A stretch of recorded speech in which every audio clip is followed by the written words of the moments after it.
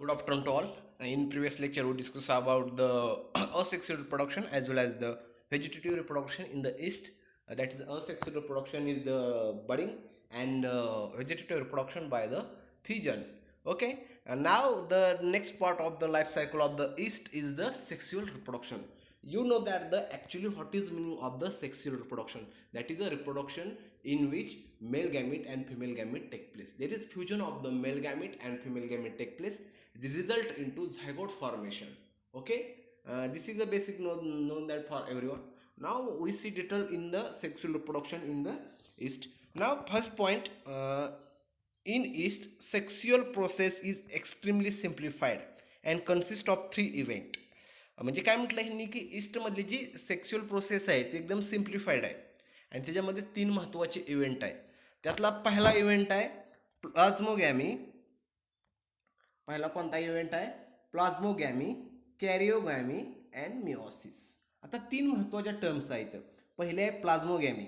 आता प्लाझ्मोगॅमी म्हणजे काय? प्रोटोप्लास्ट किंवा protoplast is covered by the plasma membrane. Okay, therefore there is a fusion between the plasma membrane. Fusion between the plasma membrane, it is known as the plasmogamy. When these two cells are come together during the sexual intercourse, there is a fusion of the plasma membrane take place. Therefore we call it as the plasmogamy. काय म्हणतो त्याला आपण? Plasmogamy. Second point is the karyogamy. What is mean by the karyogamy? Karyogamy means the fusion of nuclei. Karyon related to the nuclei. Okay, gametes means fusions. Okay, in karyogamy there is fusion of the nuclei. Here is the fusion of the nuclei of male and female nuclei get fused. Therefore we call it as the karyogamy. Second point is the meiosis. There meiosis तुम्हाला माहित असेल, mitosis and meiosis, these are the two types of the cell divisions. In meiosis, if the chromosome numbers are, आता meiosis ही process most of this sex related to the sex ऑर्गनच्या सेल्समध्ये होत असते. Okay, आणि मायटॉसिस ही somatic सेल्समध्ये होत असते. जर्म सेल्समध्ये मिओसिस होत असतं. आता मिओसिसमध्ये काय होतं? Reduction of the chromosome numbers. काय होत असतात मिओसिस प्रोसेसमध्ये? Reduction of the chromosomes numbers. म्हणजे ज्याप्रमाणे आपल्या बॉडीमध्ये 46 क्रोमोझोम्स असतात. ओके, त्यातले 22 ॲटोझोम, 1 सेक्स क्रोमोझोम एक्स आणि वाय. ओके, आपल्या त्या जर्म सेलमध्ये तिथं मिओसिस होत असतं.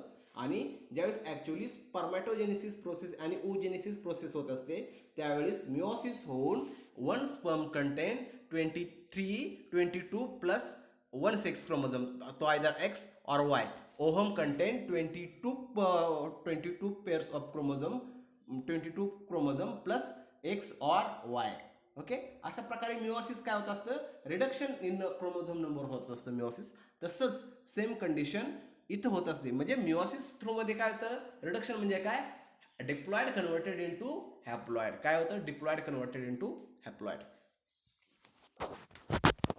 ओके, देन आता आपण यातली एक एक प्रोसेस आपण डिटेलमध्ये डिस्क्राईब करूया. आता इथं प्लाझ्मोगॅमी आपण म्हणतोय. पहिली तीन प्लाझ्मोगॅमी, कॅरिओगॅमी आणि मिओसिस. त्यातल्या आता प्लाझ्मोगॅमी बांधणार आहोत आपण. ड्युरिंग द कॉन्ज्युगेशन काय होतं? ड्युरिंग द कॉन्ज्युगेशन, आता इथं तुम्ही डायग्राम बघा व्यवस्थित, ही पूर्ण डायग्राम. इथं फिमेल आहे ही ही काय? हा मेल आहे, ही फिमेल, हा मेल आहे. आता ह्याच्यामध्ये काय होतंय? कॉन्ज्युगेशन झाले. आता इथं प्लाझ्मोगॅमी म्हणजे इथं जे दोन हे जे प्लाझ्मा मेम्ब्रेन आहेत इकडेचे याचे, ओके, याचं आणि याचं फ्युजन झालेलं आहे. काय होतं? याचं फ्युजन होतं सुरुवातीला, म्हणून त्याला प्लाझ्मोगॅमी म्हणतो. अशा वेळेस प्रोटोप्लास्ट सुद्धा एकमेकाचे फ्यूज होतात. ह्या प्रोसिजरला आता कॉन्ज्युगेशनमध्ये काय पहिली स्टेज झाली? प्लाझ्मोगॅमी. तर दोन प्लाझ्मा मेम्ब्रेन एकमेकांमध्ये मिक्स झाले. आता नंतर काय होतंय की ह्याच्यामधले जे न्यूक्लियस आहेत, जे दोन न्यूक्लियस दिसतात तुम्हाला हे ब्लॅक कलरचा, हा एक आणि हा एक, हा काय करतो? एकमेकाला फ्यूज होतात. ते न्यूक्लियस एकमेकाला फ्यूज होतात. ते न्यूक्लिअर कॅरिओगॅमी म्हटलंय. आणि त्यानंतर खाली एक प्रोसिजर आहे की न्यूक्लिअर ऑसिलेशन्स. याच्यामध्ये पूर्ण फ्यूज झालेले आहेत न्यूक्लियस एकमेकाला. आता त्याचे एकदा न्यूक्लियस फ्यूज झाले की त्यापासून काय तयार करतो? झायगोट तयार होतो. ओका, इथं झायगोट तयार झालाय. हा जो प्रोसिजर आहे हा काय झाला आहे? झायगोट. आणि हा झायगोट काय? डिप्लॉइड आहे. ओके, आता डिप्लॉइड झाल्यानंतर दुसरी प्रोसिजर असते म्हणजे स्पोर्स फॉर्मेशन करायची. मग अशा वेळेस स्पोर्स डिप्लॉइड असून चालत नाही, ते हॅप्लॉइड लागतात. आणि हॅप्लॉइड असेल तर काय होते? मिओसिस प्रोसेस होते. मिओसिसच्या 2 स्टेजेस असतात, meiosis first and meiosis second. आता पहिल्या मिओसिसमध्ये काय होतं, ह्या न्यूक्लियसचं डिव्हिजन 2 ह्याच्यामध्ये होतं. काय होतं ह्याच्यामध्ये, म्हणजे जो हॅप्लॉइड आहे तो काय करतो, 2 ह्याच्यामध्ये डिवाइड होतो. त्यानंतर मिओसिस सेकंडला काय होतं, आता एकाचे 2 झाले, मिओसिस सेकंडला काय होतं, 2चे 4 होतात. काय होतात, 2चे 4 होतात त्या झायगोटचे डिव्हिजन. आणि शेवटी काय, त्या 4 न्यूक्लियापासून काय होतात, त्याचे वेगवेगळे 4 स्पोर्स तयार होतात. ओके, त्याला स्पोरुलेशन प्रोसेस म्हटलंय. म्हणजे ही डायग्राम जर तुम्ही लक्षात ठेवली तर याच्यामध्ये पहिलं काय, 2 मेल आणि फिमेल्स इस्ट काय होतात, एकमेकाला फ्यूज होतात. ओके, त्याला कॉन्ज्युगेशन म्हणतो आपण. प्लाझ्मा मेम्ब्रेन काय होतं, त्या दोघांमधलं डिझॉल्व्ह होतं. त्यानंतर काय होतं, कॅरिओगॅमी प्रोसेस होते, म्हणजे 2 न्यूक्लिया एकमेकाला काय होतात, फ्यूज होतात. ओके, त्याला न्यूक्लिअर ऑसिलेशन पण म्हणतो. कॅरिओगॅमी पण ही कन्सेप्ट यूज केली. त्यानंतर त्याचा काय तयार होतो, झायगोट तयार होतो. एकदा झायगोट झाला की झायगोट तयार झाले काय होतं, त्यानंतर मिओसिस 1 आणि मिओसिस 2 प्रोसेस सुरू होतात. मिओसिस फर्स्टमध्ये काय, 2 स्पोर्स, त्यानंतर मिओसिस फोर्थमध्ये 4 सेल्स तयार होतात त्याच्या. ओके, अशा प्रकारे एका सॅकमध्ये किती, 4 सेल्स तयार होत असतात. ओके, आता इथली जी प्रत्येक सेल आहे त्याला काय म्हटलं आहे, असं आहे, ही जी आहे तुम्हाला, ही जी दिसते तुम्हाला एका इस्टच्या ह्याच्यामध्ये 4 जे तुम्हाला स्पोर्स दिसतात त्याला काय म्हणतात, ॲस्कोस्पोर्स म्हणतात ह्याला. हे जे ब्राऊन कलरचे 1 2 3 4 हे जे स्पोर्स आहेत त्याला तुम्ही काय म्हणणार, it is known as the ascospores. आणि जी ही सॅक आहे की ज्याच्यामध्ये हे 4 स्पोर्स तयार होतात, म्हणजे ही सॅक 1 2 3 4, त्याला काय म्हणणार तुम्ही, अस्काय किंवा ॲस्कस. ओके, असाय किंवा ॲस्कस. अशा प्रकारे याच्यामध्ये सेक्शुअल रिप्रोडक्शनपासून स्पोर्स तयार होण्याची प्रक्रिया होत असते. ओके, आता आपण डिटेलमध्ये बघूया. Plasmogamy. During the conjugation the plus strain, म्हणजे काय म्हटलं ह्याला, female and minus strain secrete the sex hormone. During the sexual reproduction there is a chemical attractant. त्यांना काय डोळे नाहीत. ओके, इस्टला वगैरे. मग काय करतात, ते केमिकल सिक्रेट करतात. त्यांना काय म्हटलं, त्या केमिकलला सेक्स हार्मोन्स म्हटलं. ते हार्मोन एकदा सिक्रेट केले की ते काय होतात, एकमेकाकडे अट्रॅक्ट होतात. During the conjugation the plus strain and minus strain secrete the sex hormones. Both strains, आता during the sexual reproduction there is a maximum size is required. Okay, therefore both strain elongate, then they increase their size, length and forms pear shaped structure. They form a pear shaped structure सारखं बनवतात ते.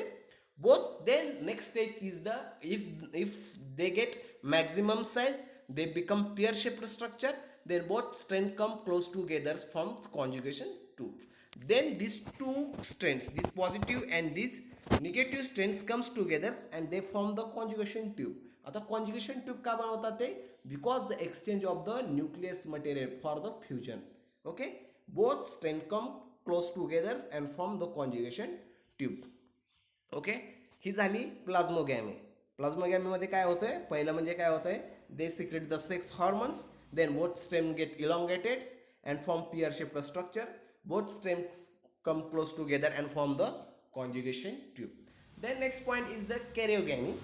आता कॅरिओगॅमीमध्ये actually काय होतं, in karyogamy there is a fusion between protoplast. कॅरिओगॅमीमध्ये काय होतं, प्रोटोप्लास्ट म्हणजे इथलं,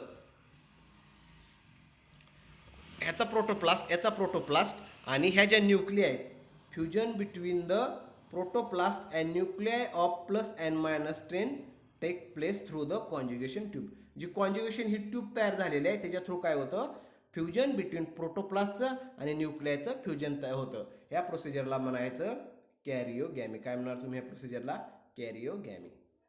then next, the result of sexual reproduction. आता हे प्लाझ्मोगॅमी झालं, कॅरिओगॅमी झालं.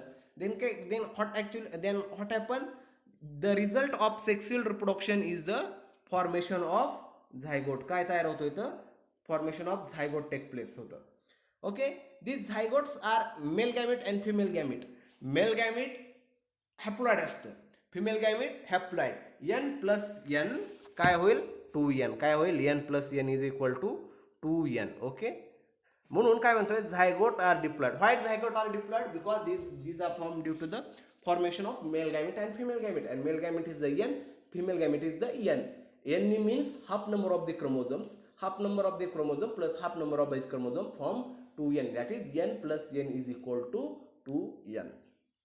Okay, zygote are diploid and larger in size. Actually, because there is a fusion of the two nuclei, therefore they having more size than original nuclei. Okay, zygote are diploid and larger in size under favorable condition. जर favourable condition available असेल, if the favourable condition is available, having maximum amount of sugar or star solution, favorable condition, they multiply by budding and just increase in the number. जर favourable condition available असेल तर ते zygote काय होणार, पुढे त्याच्यापासून budding तयार होणार, जे आपण पाठीमागच्या प्रोसेसमध्ये बघितलं.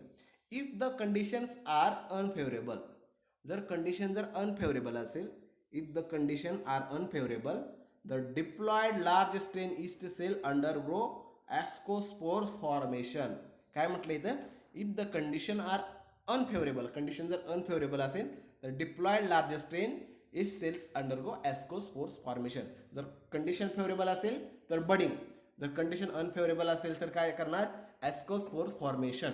म्हणजे तुम्हाला विद्यापीठाच्या एक्झामला MCQ मध्ये तुम्हाला 2 MCQ विचारले जातात. In yeast during sexual reproduction, if the condition is favourable then yeast prefer to the dash dash dash, काय असेल आन्सर त्याचं, budding. In sexual reproduction in yeast, if the condition are unfavorable then yeast prepare to the dash dash formation, काय तर ॲस्कोस्पोर्स formation. आणि ईस्टमध्ये कोणते spores तयार होतात, ॲस्कोस्पोर्स. कोणते स्पोर्स, ॲस्कोस्पोर्स. आणि म्युकरमध्ये कोणते, zygospores. Okay, then next point, they become spherical in shape and directly function as the asci. जी ईस्ट सेल आहे ती काय बनते, spherical. They become spherical in shape and directly function as the asci म्हणून त्याचं फंक्शन करते. Then the next process is the meiosis process. मिओसिसच्या 2 stage असतात, मिओसिस फर्स्ट आणि मिओसिस सेकंड. मिओसिस फर्स्टमध्ये काय होत असतं, तर जे होमोलोगस क्रोमोझोम्स असतात. ओके, काय असतात, होमोलोगस क्रोमोझोम्स. जर तुम्हाला डिटेलमध्ये जर मिओसिस बघायचं असेल तर हे मिओसिसमध्ये असे तुम्ही बघितले असतील, हे काय असतात, असे होमोलोगस क्रोमोझोम्स असतात. काय असतात हे, होमोलोगस क्रोमोझोम. मिओसिस फर्स्टमध्ये काय होतात, हे होमोलोगस क्रोमोझोम एकमेकापासून सेपरेट होतात, म्हणजे हा पॅरेंटल, ओके, आणि हा मॅटर्नल असतो, आईकडून आलेला किंवा वडिलांकडून आलेला. असं 46 पेअर्स असतात त्या होमोलोगस, 23 पेअर्स असतात होमोलोगस क्रोमोझोमच्या. हा एका बाजूला जातो, हा एका बाजूला होतो. आता मिओसिस सेकंडमध्ये काय होत असतं, तर हा जो आहे सिस्टर क्रोमॅटिड म्हणतात ह्याला, ह्या 2 ज्या जोड्या आहेत त्या सिस्टर क्रोमॅटिड, ह्या सिस्टर क्रोमॅटिड काय होतात, मिओसिस सेकंडमध्ये सेपरेट होत असतात. ओके, अशा प्रकारे ह्या काय होतात, एकमेकापासून ह्या सिस्टर क्रोमॅटिड सेपरेट होतात. म्हणजे काय, हे एन होतात. हे काय असतात, ऑलरेडी 2n, हे काय होतात परत n. Okay, meiosis first second तुम्हाला प्रोसिजर समजली. Then meiosis in ascus mother cells, the diploid nucleus undergo meiosis. In meiosis first produce 2 haploid nuclear. किती न्यूक्लियर तयार होतात, 2 haploid nuclear. One of positive strains and other are negative strain. One positive strain and other negative strain. In meiosis first produce 2 haploid nuclear, one of positive strain and other negative strain. In meiosis second, both get divided from 4 ascospores. Then these both get divided and form 4 ascospores. Under the favorable condition, the ascospores swell. Meiosis फर्स्टमध्ये किती झाले, 2 spore झाले. त्यानंतर किती झाले, सेकंडला 4 झाले. Okay, second. Under the favourable condition, the ascospore swells. जर फेवरेबल कंडिशन असेल, this ascospore swell, give pressure on the asci wall. They give this pressure on the asci wall. Wall of asci get rupture. एकदा pressure तयार झालं त्या वॉलवरती काय होतं, rupture, आणि ॲस्कोस्पोर्स काय होतात, रिलीज होतात. अशा प्रकारे how the ascospores formation take place आपण पाहिलं. काय अवघड आहे का याच्यामध्ये, काय नाही. एकदा डायग्राम तुम्हाला समजली, आणि जे झायगोट, त्यानंतर meiosis first, meiosis second, then 4 formation of the ascospores, एकदम इझी आहे. Then next point is the ascospores germination. आता ते ॲस्कोस्पोर्स कसे जर्मिनेट होतात. The mature ascospores is thick wall. आता बघायचं, ब्राऊन आणि थिक वॉल आहेत. जे मॅच्युअर ॲस्कोस्पोर्स आहेत, these are thick wall. They germinate in anaerobic. आता इथे 2 कंडिशन्स आहेत, एरो टर्म्स आहेत, एरोबिक आणि अनएरोबिक. एरोबिक म्हणजे काय, अवेलेबिलिटी ऑफ ऑक्सिजन, आणि अनएरोबिक म्हणजे काय, not necessary of the oxygens. Okay, here is there is germination is anaerobic. हे तर ऑक्सिजनची गरज आहे का जर्मिनेशनला, नाही. The optimal condition for germination. बरं, आता ऑक्सिजनची गरज नाही, पण त्याला तर जर्मिनेट व्हायचं आहे, मग त्यासाठी कोणत्या कंडिशनची गरज आहे? The optimal condition for germination of ascospores is 30°C. 30°C temperature required आहे. त्यानंतर ग्लुकोज पाहिजे त्याच्यामध्ये, ग्लुकोज इन द मिडियममध्ये ग्लुकोज पाहिजे, and pH within range 5.4 to 8.2 एवढ्या pHचा रेंज पाहिजे त्या मिडियमचा. तर काय होणार? त्या स्पोरचं जर्मिनेशन होणार. D glucose and other monosaccharides. Glucose and other monosaccharides, ammonium sulphate and additional vitamins of minerals are essential for germination. हे जर्मिनेशनसाठी हे इसेन्शियल घटक आहेत. पहिला कोणता आहे? अनएरोबिक कंडिशन, ऑक्सिजन असलं तर चालेल, जर्मिनेट होतं. दुसरा आहे 30°C पाहिजे, त्यानंतर ग्लुकोज पाहिजे मिडियममध्ये, आणि pH किती? 5.4 to 8.2. And D glucose and other monosaccharides किंवा ammonium sulphate additional vitamins are essential for the germination. अशा प्रकारे आपण लाईफ सायकलमधला जो रिमेनिंग पार्ट होता सेक्शुअल रिप्रोडक्शन या लेक्चरमध्ये कव्हर केला आहे. होप तुम्हाला सर्वांना समजलं असेल. काय प्रॉब्लेम असेल तर व्हिडिओच्या खाली कमेंट करा. ओके. या रविवारी देखील आपलं एक एक्स्ट्रा लेक्चर होईल, याची सर्वांनी नोंद घ्यावी.